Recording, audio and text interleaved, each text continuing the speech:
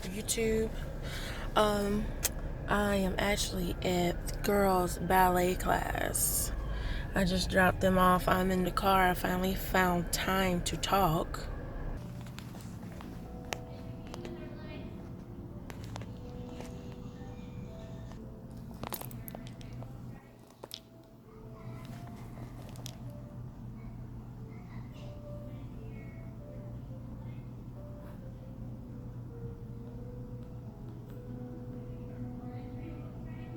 So yes, yeah, they're adorable or whatever. But so update. I took my Asvab earlier this week, and I passed. Let's talk about that before I go any further. Mom,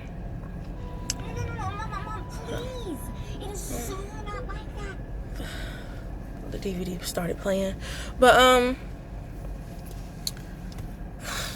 so I passed, but it was with the minimum, like the minimum, like I don't know how this other states or other recruiters, but 31 is passing active duty. I thought it was only passing for reserves, but I'm signing up for active duty. So I passed with a 31, the minimum. At first I was like really disappointed because I studied my butt off. Like, I took the practice test at their office like twice, passed the first time. Like, even before the practice test and after the practice test, I was still going and going, and math, I knew I sucked at it, so I was putting more work in. I actually started understanding some of it. Paragraph knowledge, I had no issue with that at all. So word knowledge, had no issue with that. So as I was taking the ASVAB, I started getting a little bit of anxiety, and I think that's just how I am with taking tests, period. I really get nervous, and it's been like that since I can remember when it came to me in school. That's why me in school never worked out. I haven't graduated college yet, and I've been in college for about like maybe before my oldest daughter, so about like 5 or 6 years. Yeah. So yeah, I passed with a 31, and I was upset at first because I think with 31 I won't be able to get the job I do want. Sorry, there's a lot of people walking by and I'm just sitting here talking. But yeah, I picked out specific jobs that I wanted, and I feel like this 31 is not going to allow me to get it. And when I was talking to the recruiter, they can't tell me jobs until after MEPS. Like, they were like, it really also depends on my line work, and they can't see the line work until I pass MEPS, and then they sit down and pull up jobs and how I did on my line work. So yeah, so the recruiters couldn't tell me what job I qualified for, and I just didn't.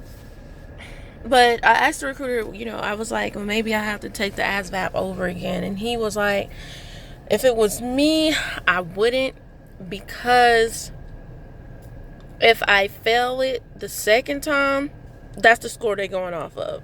The first score would never exist again. They're going off the second score. And then I would have to wait 30 days again to take it the third time. And then if I failed it the third time, I would have to wait 6 months. But if I passed it the third time, if I made higher than a 39, I would have to take another test with, like, I think 15 questions proving that I took the third one and made this high score. But if I fail the 15 question test, I have to wait 6 months. So there's no win-win if I fail again. And the recruiter was like, I wouldn't take that chance. I would just, you're in the Navy. That's what he said to me. I didn't go to MEPS yet, but he was like, you pass at the ASVAB. You're in. So yeah. So that made me feel a little better. And then I went home and talked to my husband because I was still a little. So I talked to my husband, and he was like, after your 3 or 4 year contract, you'll be eligible to sign up for, a new job if the job you get is something you don't want. And that is true too. But my thing is, after MEPS, when they're going over the jobs with me, if they're saying jobs I know for a fact I don't want to work for 4 years, I'm gonna have to take that chance and take the ASVAB over again, because I can't work 4 years at a job I know I'm not gonna do good in. Not even just do good in, because anything I put my mind to I can do. It's just something I wouldn't be happy about.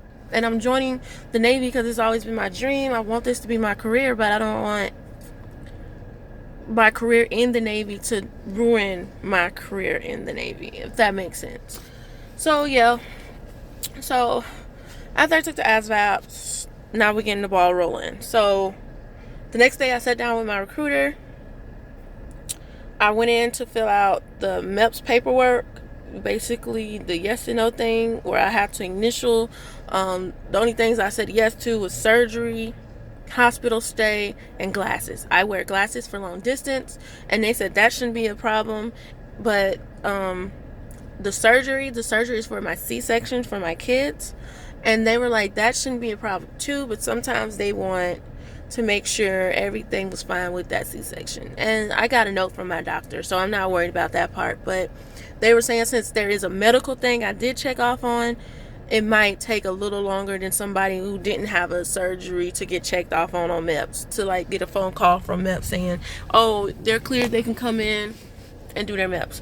So yeah, yesterday I was doing the check off list. My recruiter, the day I passed my ASVAB, he went in and sent off my waiver, because I have dependents. My husband and my kids are my dependents, so I needed a waiver for that, and that's not a big deal either. I think they sent that the next day, so my waiver is clear. And what else? He emailed me my background check too, the next day, and I end up doing that at home, my background check, filling it all out. They asked a lot of questions. They even asked for like info for my mother-in-law and my father-in-law. So yeah, I filled all that out and sent that off. So he said he'll be getting back to me if anything didn't go clear in my background check, which everything should. I don't have a criminal record, at least from my knowledge. So we got the background check clear. We got my waiver for my dependents clear. So we sent off the paperwork to MEPS, and now I am waiting for my recruiter to call me back. And MEPS was like, yo, go ahead and schedule her to come in. So he says once that happens, he's gonna have me come back to the office, and he's gonna talk to me about the hotel stay, morning, during MEPS, and then after MEPS. After MEPS, of course, I'm pretty sure you guys know if you did your research. After MEPS, that's when I will be sworn in. And we'll go over my jobs. And then they'll be talking to me about my ship off date. Now, my recruiter was like, we don't want to send you off too fast, because you got the kids and your husband works and you got to deal with that and babysitters and stuff. And I was like, my husband is like ready, just give us a date and I can get shipped off whenever. My husband is like so supportive, like 100% supportive, and we're working it out however we need to. But so yeah, I'm excited. I'm waiting for a phone call. Hopefully he said usually people who don't put yes to a surgery, when did we do this? We did this yesterday, the paperwork from MEPS. So he was like, they would usually hit him up by Friday and have me at the hotel by Sunday, and going off to MEPS by that Monday. So since we got the surgeries, it's gonna take a little more time, I guess. But so yeah, I'm waiting for that phone call. Hopefully I get a phone call by Friday. I'm so ready to go to MEPS. Like, I've been practicing my duck walk. I've been trying to keep my weight under control. I'm 164 at the moment. I gained like a pound. And I know my height requirement is 160, and then so I'm working on that. That's a process by its own self. Yeah. I'm ready for MEPS. I've even been practicing my practice tests by myself, like eye vision and hearing. You know, I'm just nervous, and I like to make sure I got everything before I go into something. I'm pretty sure you don't have to practice all that for MEPS. MEPS is MEPS. It's a medical exam. You do it, so you don't really have to practice for that. So, but yeah, and that is the update. I'm about to go back inside and finish watching the girls do their ballet class, and then head home in this traffic. But yes, thank you for watching. Please like, comment, and subscribe. If you have any questions, ask. If you have anything to tell me, tell me. Let me know how your ASVAB went. And if you made a low score but passed, let me know how that job requirement went. Made me feel better. But thank you for watching. Peace.